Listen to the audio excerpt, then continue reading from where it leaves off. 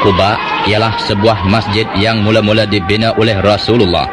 Ia dibina sebaik-baik saja Rasulullah berhijrah dari Mekah ke Madinah.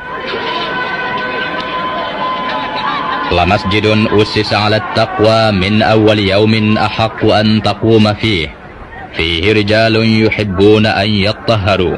Sesungguhnya masjid yang didirikan atas asas takwa sejak permulaan terdirinya lebih patut engkau sembahyang di dalamnya. Di dalamnya ada beberapa orang lelaki yang suka diri mereka bersih. Masjid yang kecil pada mulanya telah diperbaharui beberapa kali pada masa-masa pemerintahan khalifah-khalifah Islam sehingga kini menjadi sebuah masjid yang tersergam dan indah.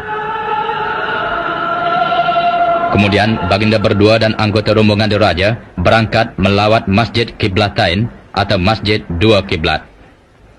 Satu peristiwa bersejarah telah berlaku di masjid ini, di mana turunnya perintah menukarkan haluan kiblat daripada Baitul Maqdis ke Baitullahil Haram di Masjidil Haram Mekah ialah ketika Rasulullah dan para sahabatnya sedang bersembahyang fardu.